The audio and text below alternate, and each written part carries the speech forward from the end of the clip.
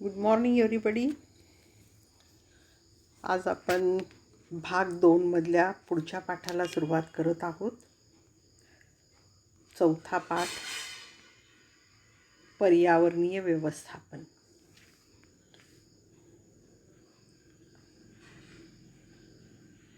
पर्यावरणीय व्यवस्थापन 4 मार्काचं वेटेज आहे याला, ऑरमध्ये धरून 5 मार्काचं.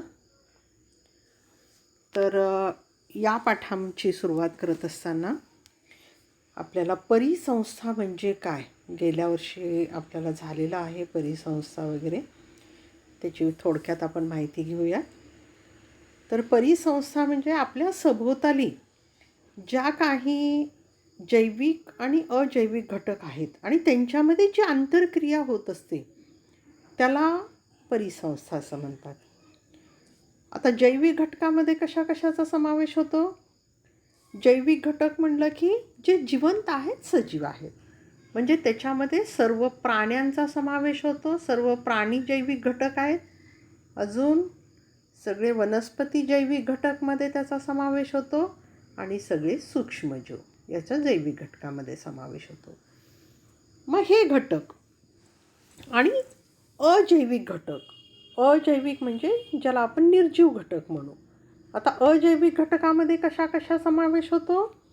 तर अजैविक घटक म्हणलं की जे जिवंत नाहीत पण आपल्या जीवनाशी ते अत्यंत निगडीत असतात, त्यांच्याशिवाय आपल्या सजीवांचं जीवन हे अशक्यच आहे. तर हे अजैविक घटक कोणते? सूर्यप्रकाश आहे, हवा आहे, पाणी आहे, तापमान आहे, आर्द्रता आहे, माती आहे, दगड आहे, त्याच्यामधले जे काही खनिजे आहेत त्या सगळ्यांचा समावेश होतो. याला अजैविक घटक. मग आता हे एखाद्या विशिष्ट परिसरातील जैविक आणि अजैविक घटक मिळून काय तयार होत असतं? परिसंस्था तयार होत असते. आता ही परिसंस्था सगळ्यात मोठी, पृथ्वी हे एक सगळ्यात मोठी असलेली परिसंस्था आहे. पृथ्वी लहान लहान सुद्धा परिसंस्था असतात. एखाद्या वेळेस आपलं घर ही एक परिसंस्था आहे, कारण घरामध्ये पण आपल्या बरेचसे अजैविक आणि जैविक घटक तुम्हाला आढळतात, है ना. घरामध्ये आता आपण बघितलं, माणूस हा जैविक घटक तिथं आहे. डास असतात, माशा असतात, झुरळं असतात, किंवा उंदीर पाळीव प्राणी आपले असतील ते आपल्या जैविक घटकामध्ये येतात. आपल्या घरातील वनस्पती, रोपट्यातल्या वनस्पती हे जैविक घटक येतात. अजैविक घटक तर असतातच, आपल्या घरातील सगळ्या वस्तू अजैविक घटकमध्ये येतात. तापमान असतं घरामध्ये विशिष्ट, सूर्यप्रकाश येत असतो, वारा असतो, पाणी असतं, हे सगळं. मग घर हे एक छोटी परिसंस्था झाली आणि पृथ्वी ही सर्वात मोठी परिसंस्था, ज्याला बायोम्स असं म्हणतात. तर ही पृथ्वी. तर असं ह्या परिसंस्थेचा च्या बाबतीमध्ये कशा प्रकारे आंतरक्रिया होते हे आपल्याला या पाठामध्ये पाहायचं आहे. तसंच मागच्या परिसंस्था पाहत असताना आपण अन्न साखळी आणि अन्न जाळे हे पण आपण शिकलेलं आहे. आठवतं काय दिलेलं आहे? हे कशाचं उदाहरण आहे? आता हे सूर्य आहे. सूर्यापासून वनस्पती काय केलेलं आहेत? वनस्पती प्रकाश घेतलेले आहेत सूर्यापासून. अशा प्रकारे सूर्यप्रकाशापासून वनस्पती घेऊन सौर ऊर्जेचं रासायनिक ऊर्जेत रूपांतर करतात. मग हे वनस्पतीनं तयार केलेलं अन्न कोण घेतलेलं आहे? नाकतोडा भक्षक. लक्षात. मग यालाच आपण शाकाहारी म्हणतो. वनस्पतीवरच जे अवलंबून असतात त्याला शाकाहारी. आता या नाकतोड्याला कोण, आणि यालाच आपण प्राथमिक भक्षक पण म्हणतो. भक्षकाचे आपण वेगवेगळे स्तर पाहिले होते. प्राथमिक भक्षक, द्वितीय भक्षक, तृतीय भक्षक, चतुर्थ भक्षक, सर्वोच्च भक्षक वगैरे. तर प्राथमिक भक्षक जे असतात, प्राथमिक भक्षक साधारणतः शाकाहारी, जे वनस्पतीवर अवलंबून असतात ते. त्याच्यानंतर आता हा नाकतोडा आहे. नाकतोड्याला कोण खाल्लेला आहे? बेडूक खाल्लेला आहे. बेडूक हा मग कुठला भक्षक झाला? द्वितीय भक्षक.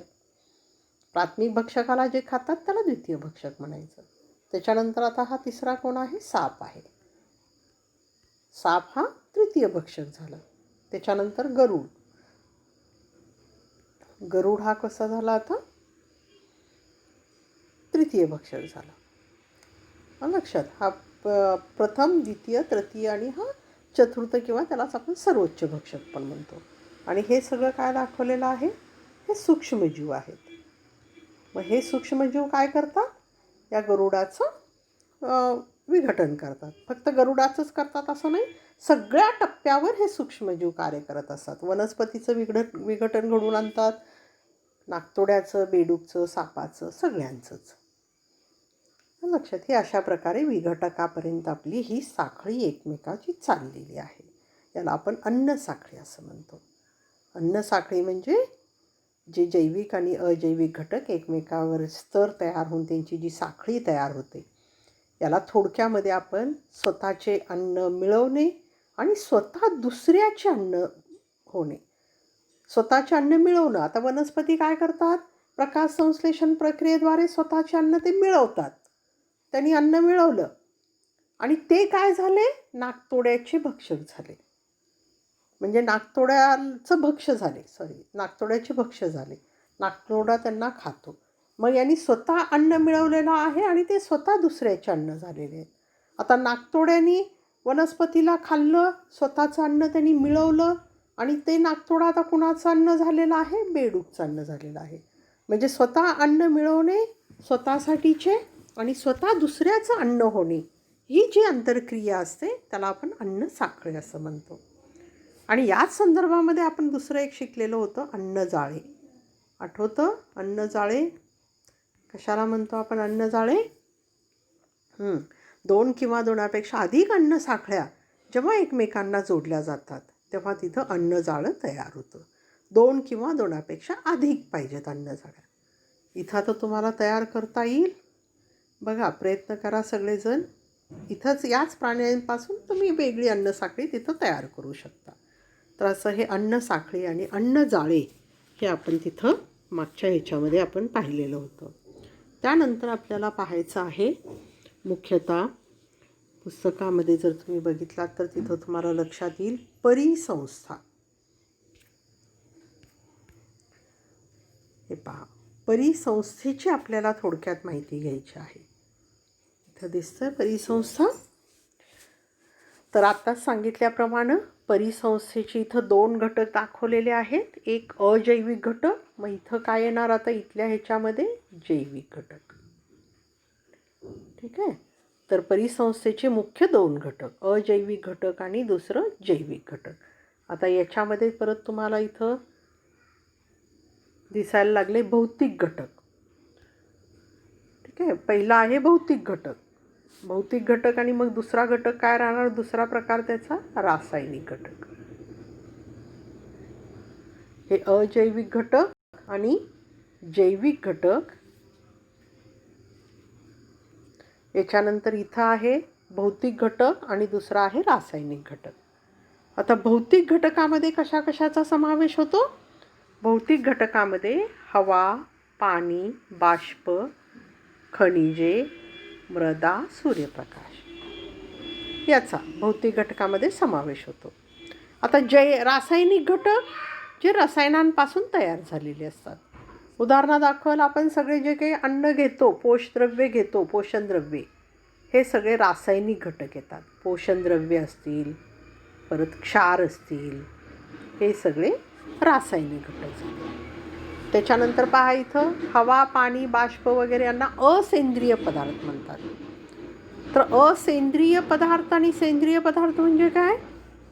असेंद्रिय जे वनस्पतीपासून मिळत नाहीत त्यांना म्हणायचं असेंद्रिय पदार्थ.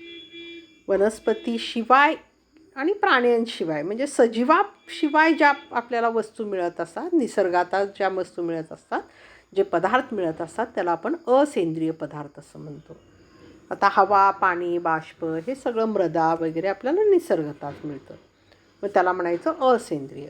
मग आता हे पोषद्रव्ये वगैरे आपल्याला कशापासून मिळतात? पोषद्रव्ये वगैरे आपल्याला वनस्पतीपासून मिळतात, म्हणून याला म्हणायचं सेंद्रिय पदार्थ.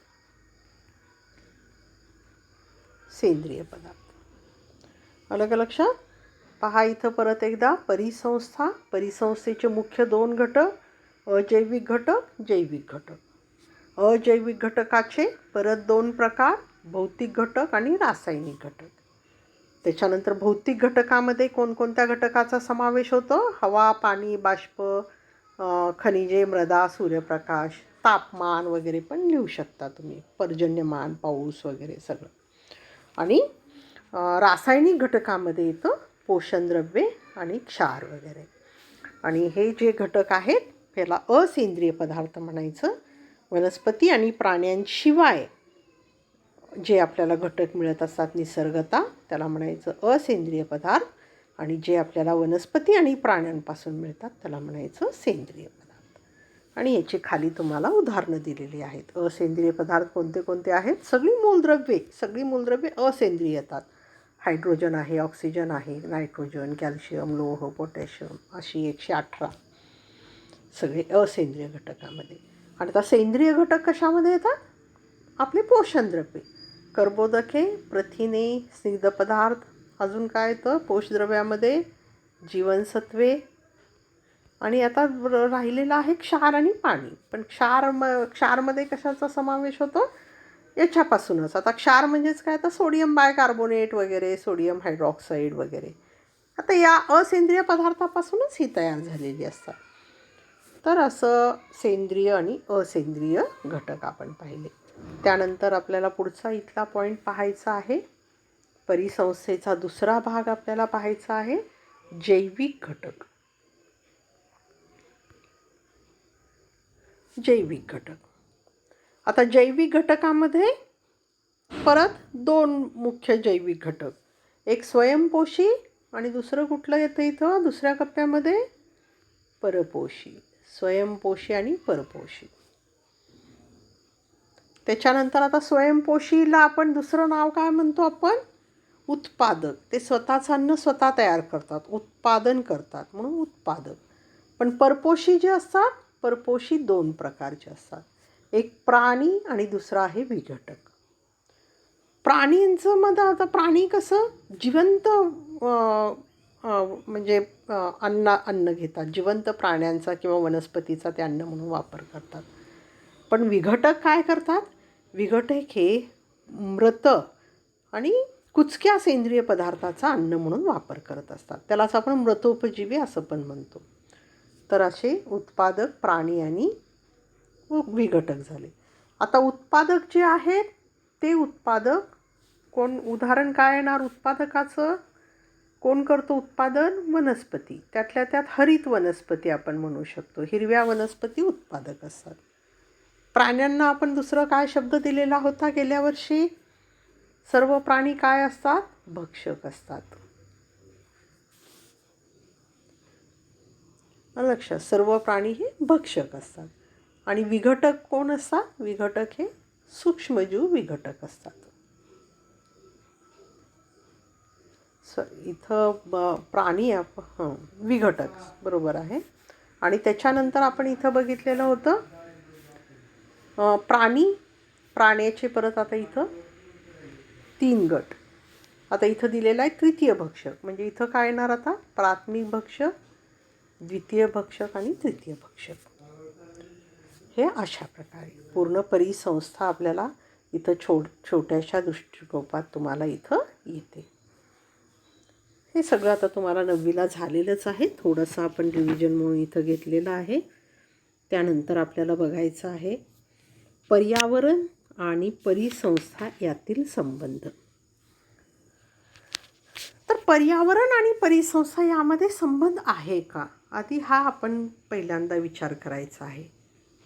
आपण ज्या पर्यावरणात राहतो, ज्या वातावरणात राहतो, त्या वातावरणाचा आणि परिसंस्थेचा म्हणजे आपल्या सभोवताली जे जैविक आणि अजैविक घटक आहेत यांच्यामध्ये काही संबंध येतो का? तर निश्चितच याच्यामध्ये संबंध आहे. हे दोन्ही एकमेकाला पूरक असतात. लक्षात, पूरक असतात हे दोन्ही घटक. तर यामध्ये काय होतं? तर सुरुवातीला आपण पाहिलं याच्यामध्ये जसं आपल्या सभोवताली पर्यावरण असतं, वातावरण असतं, जसा सूर्यप्रकाश असतो, पर्जन्यमान आहे, हवा आहे, तापमान आहे, यावर आपल्या सभोवताली जे काही वनस्पती वाढतात ते अवलंबून असतात. कारण भूगोलमध्ये तुम्ही शिकलेलं आहे प्रत्येक वनस्पतींना वाढण्यासाठी विशिष्ट अशा तापमानाची, सूर्यप्रकाशाची, खनिजाची वगैरे आवश्यकता असते. विशिष्ट भूभागामध्ये विशिष्टच वनस्पती येतात. आता काही म्हणजे आता आपल्याकडे हिमाचल प्रदेशात, थंड प्रदेशात ज्या वनस्पती येतात त्या वनस्पती आपल्याकडे तग धरू शकत नाहीत, वाढत नाहीत त्या व्यवस्थित. आपल्याकडच्या वनस्पती वाळवंटी प्रदेशामध्ये वाढत नाहीत. म्हणजे तिथल्या तापमानानुसार, तिथल्या परिस्थितीनुसार तिथे येणाऱ्या वनस्पती ह्या वेगळ्या असतात. मग वनस्पती पण झालं, तसेच प्राण्यांचं पण आहे. याक वनस्पती आता याक प्राणी बघा, तुम्हाला इकडं आपल्याकडे आढळणार नाही. आपल्याकडे थंड प्रदेशातच याक प्राणी आपलं अस्तित्व टिकवून ठेवू शकतात. आपल्याकडे त्याच्यासारखा थोडासा प्रकार अस्वल वगैरे राहू शकतात. पण आपल्याकडचे जर प्राणी असतील तर ते थंड प्रदेशात किंवा अतिउष्ण प्रदेशात वगैरे वाढू शकत नाहीत. म्हणजे थोडक्यात सांगायचा मुद्दा असा की पर्यावरण आणि जैविक आणि अजैविक यांचा अत्यंत जवळचा असा संबंध आहे. दोन्ही एकमेकावर आंतरक्रिया करत असतात. म्हणजे अजैविक घटकाचा जैविक घटकावर, जैविक घटकाचा अजैविक घटकावर परिणाम होत असतो, हो का नाही. आता उदाहरणादाखल बघा, आता तुम्ही कार्बन डायऑक्साईडचं हवेतील प्रमाण आहे. आता एखाद्या खोलीमध्ये तुम्ही बसलात, एक वर्गामध्ये बघा एक 40-50 विद्यार्थी बसलेले आहेत आणि समजा तुम्ही दार लावून, दार खिडक्या वगैरे सगळं बंद केलात, हवा म्हणजे बाहेरची हवा आत नाही आणि आतची हवा बाहेर नाही, अशा परिस्थितीमध्ये मग बघा तुम्हाला काय फरक जाणवायला लागतो. काय होतं मग तुम्हाला, हळूहळू तुम्हाला तिथलं तापमान वाढलेलं तुम्हाला दिसून येतं. गरमी व्हायला लागते तिथं, हो की नाही. गरमी होते. मग कशामुळं गरमी होते, कारण काय होतं, श्वसनाचं प्रमाण आणि तगमग व्हायला लागते, अस्वस्थ व्हायला लागतं. पटकन आपल्याला बाहेर जावं, खिडक्या उघडावं वगैरे वाटतं. मग कारण काय, तेवढ्या व्यक्ती तिथं बसलेल्या असतात आणि त्यांचं श्वसनाची क्रिया चालू असते सगळ्यांची. मग त्या खोलीमध्ये जेवढं ऑक्सिजन आहे ते आता श्वसनासाठी वापरलं गेलं आणि उत्सर्जन प्रक्रियेमध्ये कार्बन डायऑक्साईड वायू बाहेर टाकला गेला. मग ऑक्सिजनचं प्रमाण कमी होतं. ऑक्सिजनचं प्रमाण कमी झालं म्हणजे श्वसनाला आपल्याला त्रास होतो. ऑक्सिजन कमी मिळायला लागलं की आपल्याला तगमग व्हायला लागतं, अस्वस्थ व्हायला लागतं, डोकेदुखी व्हायला लागते. काही जणांना खूप वेळ जर तुम्ही तसंच बसलात तर मळमळ होणं, उलटी होणं असेही प्रकार घडून येतात. मग हे ऑक्सिजनच्या कमतरतेमुळे होतं. आणि कार्बन डायऑक्साईडचं प्रमाण वाढल्यामुळं काय होतं, कार्बन डायऑक्साईडमध्ये हरितगृह परिणाम करणारा घटक आहे. हरितगृह परिणाम, ग्रीन हाऊस इफेक्ट नाव आता बऱ्याचदा तुम्हाला पुढे ऐकण्यात येईल ते. मग हा काय करतो, हवेतील जो तापमान आहे तो तापमान वाढवतो, म्हणजे उष्णता शोषून घेतो तो कार्बन डायऑक्साईड. आणि उष्णता शोषून घेतल्यामुळं काय होतं, सभोवताली आपल्या जिथं जिथं कार्बन डायऑक्साईड असेल तिथं उष्णतेचं प्रमाण वाढतं. म्हणजे जेवढं जास्त कार्बन डायऑक्साईड असेल तेवढं उष्णतेचं प्रमाण तिथं वाढायला लागतं, म्हणून गरमी व्हायला लागते. मग हे असं प्रमाण बदललं की नाही, म्हणजे जैविक घटक वाढले तिथं की अजैविक घटकावर परिणाम झाला. दारं खिडक्या बंद केलात, सूर्यप्रकाश यायचं कमी होतं, हवा खेळती राहत नाही. म्हणजे तिथल्या वातावरणामध्ये तुम्हाला हवा राहणार नाही, सूर्यप्रकाश राहणार नाही, हे अजैविक घटक तुम्हाला दिसणारच नाहीत. आणि दुसरे अजैविक घटकाच्या प्रमाणावर परिणाम होईल. ऑक्सिजनचं प्रमाण कमी होईल, कार्बन डायऑक्साईडचं प्रमाण वाढेल, त्याच्यामुळे उष्णता वाढेल, उष्णता वाढल्यामुळं तापमान वाढेल. हे अशा प्रकारे म्हणजे एकमेकामध्ये ह्या जैविक आणि अजैविक घटकाचा परस्परांवर परिणाम हा होत असतो. आणि यामध्ये आपण म्हणजे मागच्या वेळेस आपण पाहिलं होतं, अन्न साखळीमध्ये सुद्धा जर समजा एखाद्या साखळीतील एखादा घटक कमी झाला, समजा हा नाकतोडा, आपल्या कुठल्या ना एखाद्या कारणामुळं आपल्या सभोवतालील नाकतोड्याची संख्या कमी झाली. नाकतोड्याची संख्या कमी झाल्यानंतर काय होईल, हिरव्या वनस्पती जेवढ्या आहेत त्याला खाणारा नाकतोडा नसल्यामुळं याची संख्या वाढेल. हिरव्या वनस्पतीची संख्या वाढेल, पण बेडूकला त्याचं अन्न मिळेल का, नाही मिळणार. नाकतोडा नसल्यामुळं त्याला बेडूकला त्याचं अन्न मिळणार नाही. बेडूकला त्याचं अन्न नाही मिळाल्यामुळं बेडूकची संख्या कमी होईल. नाकतोड्याची संख्या कमी झाली की बेडूकची संख्या कमी होते. बेडूकच नसतील तर सापाला अन्न मिळेल का, नाही मिळणार. सापाची संख्या कमी होईल, गरुडाची संख्या कमी होईल. हे अशा प्रकारे म्हणजे एक अन्न साखळीतील एखाद्या जरी घटकाचं प्रमाण कमी किंवा जास्त झालं तर त्याचा परिणाम हा संपूर्ण अन्न साखळीवर किंवा अन्नजाळ्यावर म्हणजेच परिसंस्थेवर होत असतो. म्हणून प्रत्येक परिसंस्थेतला प्रत्येक घटक हा तितकाच महत्त्वाचा आहे. जेवढं आपल्याला वनस्पतीची गरज आहे तेवढीच गरज आपल्याला विघटकाची, आळ्यांची, किड्यांची सुद्धा तेवढीच गरज आहे. हे आळी आणि किंवा किडे वगैरे राहिले नसते तर विघटनाची क्रिया झाली असती का? झाली नसती. विघटकच आपल्या सृष्टीमध्ये झाडूचं कार्य करतात. झाडू जसं आपल्या घरामध्ये अत्यावश्यक असतं. कल्पना करा, एखाद्या घरात तुम्ही राहायला लागलात आणि 1-2 महिने तुम्ही तिथं झाडू वापरलाच नाही, स्वच्छताच केली नाही, झाडू वापरला नाही, भांड्याची स्वच्छता केली नाही, मग काय होईल? कशा प्रकारे आपले घर होईल याची कल्पना करा. मग तसंच हे काम आपल्या झाडूचं, स्वच्छतेचं काम आपले विघटक करत असतात. अन्नपदार्थ तुम्ही बघा, एखादा कुचलेला अन्नपदार्थ असेल, तुम्हाला लगे 1-2 दिवस तुम्हाला अतिशय त्याचा वास येतो खराब घाण झाल्यानंतर, किंवा एखादा प्राणी मृत पावला, अतिशय दुर्गंधी तिथं परिसरामध्ये पसरते आणि थोड्या दिवसांनी परत ती तुम्हाला नाहीशी होते, परत म्हणजे लक्षात येत नाही. तो प्राणी तिथं असलेला सुद्धा तुम्हाला परत काही दिवसानंतर दिसून येत नाही, कारण हे सूक्ष्मजीव त्याच्यावर क्रिया करतात आणि त्याच्यापासून आपल्याला असेंद्रिय पदार्थ मिळवून देत असतात. म्हणून हे वनस्पती जेवढे आपल्याला आवश्यक आहेत तेवढेच सूक्ष्मजीवसुद्धा आपल्या परिसंस्थेच्या अस्तित्वासाठी आवश्यक आहेत. तर आज आपण इथंच थांबूया. तर मागे सांगितल्याप्रमाणे